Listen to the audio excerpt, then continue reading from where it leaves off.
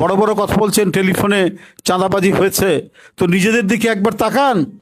মিরসরায়ে ফেনী নদীর বালু তুলতে গিয়ে ধরা পড়েছিলেন জামাতের দুই নেতা। আচ্ছা, তারপরেও তো কিছু ইনকমপ্লিট থাকে। এর পরের দিন প্রধানমন্ত্রী অলিতে গলিতে ঢাকা মহানগরের ঘুরে বেরিয়ে তিনি গোটা এইটা দেখেছেন এবং যেখানে যেখানে গাফিলতি দেখেছেন তার বিরুদ্ধে ব্যবস্থা নিয়েছেন এবং এতে দায়িত্ব যে কর্মকর্তারা তাদের দুইজনকে সাসপেন্ড করেছেন। তাহলে পদক্ষেপ নেয়নি, এই মিথ্যাচার করলেন কেন? আপনারা না ধর্মের নামে রাজনীতি করেন, আপনারা না ইসলামের নামে রাজনীতি করেন, তাহলে দ্রুত এই মিথ্যাচার আপনারা করে ফেললেন। আপনাদের একজন নেতা বলেছেন যে ৭১-এর জামাত আর এখনকার জামাতের মধ্যে পার্থক্য আছে। ৭১-এর জামাত হানাদার বাহিনীর সাথে আঁতাত করে এদেশেরই মানুষের উপর যখন জুলুম, নির্যাতন, হত্যা, খুন হচ্ছিল সেটাকে সমর্থন করেছে ওইটা। আর এখনকার জামাত হচ্ছে অপপ্রচার, মিথ্যাচার সহ নানা ধরনের অপকর্মের সাথে জড়িত। এই দুইটা পার্থক্য। তখন অপপ্রচার, চাঁদাবাজির কথা তাদের নামে জানা যায়নি, কিন্তু তারা একটি হানাদার বাহিনীকে সহযোগী হয়ে নিজের দেশের লোককে হত্যা করাতে তাদের পথ দেখিয়েছে। এটা একটা বড় ধরনের অভিযোগ। আর এখন সবগুলোতে লিপ্ত।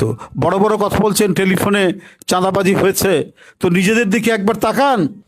মিরসরায়ে ফেনী নদীর বালু তুলতে গিয়ে ধরা পড়েছিলেন জামাতের দুই নেতা। একজনের নাম জাহাঙ্গীর, একজনের নাম রবিউল। পরে বহিষ্কার করেছেন জানার পর। তাহলে তো আপনার দলেও চাঁদাবাজ আছে। আমি তো একটা কি দুইটা উদাহরণ আমি দিলাম। ফেনীতে মামলার থেকে অব্যাহতি দেবে বলে জামাত নেতা, সে আবার রুকন, তাদের কাছ থেকে চাঁদা নিয়েছে, সেটাও পত্রপত্রিকায় এসছে বেশ কিছুদিন আগে। তাহলে তো জামাত কি বলে প্রশ্রয় দেয়, মানে ধর্মের নামে রাজনীতি করেন, সব নাকি পবিত্র মানুষ। এখানে যেমন তারা গুপ্ত রাজনীতি করেছে, ছাত্রলীগের মধ্যে, আওয়ামী লীগের মধ্যে ঢুকে থেকে গুপ্ত রাজনীতি করেছে, অনেক গুপ্ত চাঁদাবাজও জামাতের মধ্যে আশ্রয় নিয়ে আছে।